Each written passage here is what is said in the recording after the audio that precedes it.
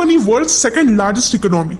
China ने क्या steps लिए जिससे वो इतने रैपिडली ग्रो कर पाया? 1990 में चाइना इंडिया से भी बहुत गरीब देश हुआ करता था। उस वक्त चाइना की जीडीपी $300 बिलियन से भी कम थी। चाइना का बाकी कंट्रीज के साथ ट्रेड भी $40 मिलियन से भी कम था। चाइना में तभी 80% लेबर रूरल एग्रीकल्चरल सेक्टर में था। उस वक्त चाइना की 50% से भी ज्यादा पॉपुलेशन बिलो पॉवर्टी लाइन थी।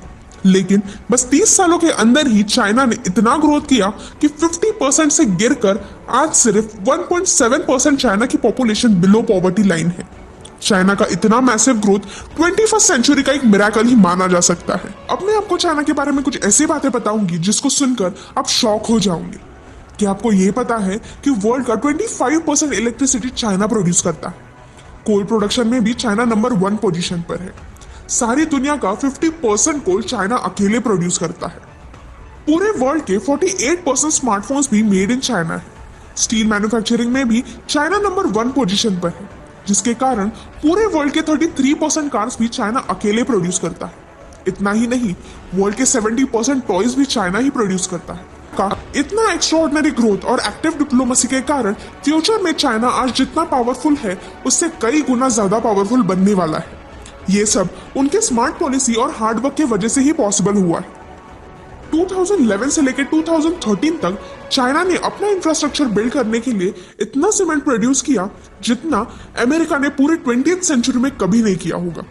2011 में चाइना ने एक 30 स्टोरेड बिल्डिंग बनवाई, वो भी सिर्फ 15 दिनों में। उसके 3 साल बाद एक दूसरे कंस्ट्रक्शन में चाइना ने एक सिर्फ 19 दिनों में 57 स्टोरेड बिल्डिंग बनवाई थी। तो आप सोच सकते हैं कि कितना फास्ट और रैपिडली चाइना अपना काम पूरा करता है। 1999 से लेकर 2016 तक चाइना ने 2.6 बिलियन माइल्स के रोड बनवाए हैं, जिसमें से 70,000 माइल्स के हाईवेज है जो चाइना के 95% विलेजेस से कनेक्टेड है।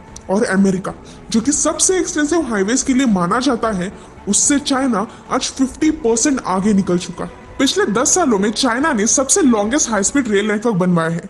ये सब इसीलिए पॉसिबल हुआ क्योंकि चाइनीज लोग अपने कंट्री के डेवलपमेंट को ज्यादा प्रायोरिटाइज करते हैं। चाइनीज लोग पूरी तरह से अपने कंट्री के लिए डिवोटेड है।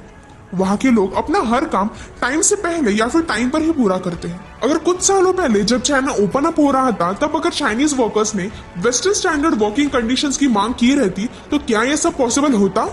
नहीं। चाइनीज वर्कर्स ने अपने कंट्री के डेवलपमेंट के लिए बहुत स्ट्रगल किया, तब जाकर चाइना आज इस मुकाम पर खड़ा है। चाइना में हमें बहुत कम लोग पार्क में बैठकर आराम करते हुए दिखेंगे। 16 साल की उम्र से चाइना के लगभग सारे लड़के और लड़कियां काम करना स्टार्ट कर देते हैं। चाइनीज गवर्नमेंट खुद ये रिस्पॉन्सिबिलिटी लेती है कि सब लोगों को जॉब मिले, और हार्ड वर्किंग नेचर तो चाइनीज लोगों के पास नेचुरली होता है। चाइना के वर्किंग स्टैंडर्ड्स भी आज बहुत ज्यादा सुधरे हुए हैं। चाइना की जीडीपी आज 13.61 ट्रिलियन है, और वहीं हमारे देश की जीडीपी 2.72 ट्रिलियन है, लगभग 6 गुना ज्यादा। ऐसा क्या हो गया कि चाइना से हमारा देश इतना पीछे रह गया? इसके कई रीजंस हैं, और उसी रीजंस में से एक कारण है हमारे देश का एजुकेशन सिस्टम। हमारा एजुकेशन सिस्टम बहुत ही ज्यादा थ्योरेटिकल नॉलेज पर फोकस्ड है, जहां हर स्टूडेंट रिटन नोट्स और बुक से पास होता है, जिसकी वजह से ग्रेजुएशन के बाद भी जॉब्स नहीं मिलती।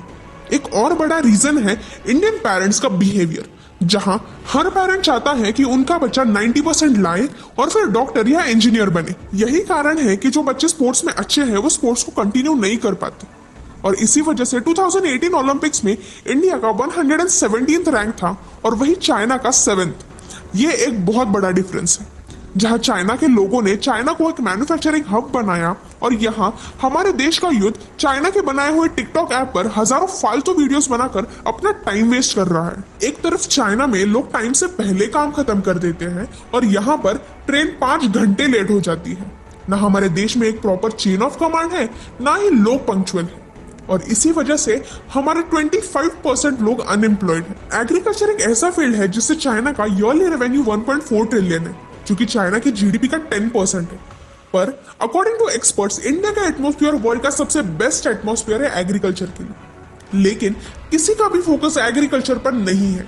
इसी वजह से हर साल हमारे देश में हजारों किसान सुसाइड करते हैं। चाइना का एग्रीकल्चर 91% मैकेनाइज्ड है, और वही इंडिया का एग्रीकल्चर 45% मैकेनाइज्ड है। बहुत सारे फार्मर्स आज भी वही पुराने मेथड से यूज कर रहे हैं एग्रीकल्चर के लिए। यही एक बहुत बड़ा डिफरेंस है जिसकी वजह से इंडियन एग्रीकल्चर इतना पीछे है चाइना से। लेकिन कोविड-19 की वजह से हमारे देश में बहुत सारे बदलाव आए हैं। इंडिया ने इसी बहाने से मैन्युफैक्चरिंग पे फोकस किया है। India is the second largest producer of PPE kits. Samsung, Apple जैसे बड़ी कंपनीज भी इंडिया में अपने मैन्युफैक्चरिंग सेंटर्स खोल रही हैं। ये एक बूस्टअप होगा इंडियन इकोनॉमी के लिए।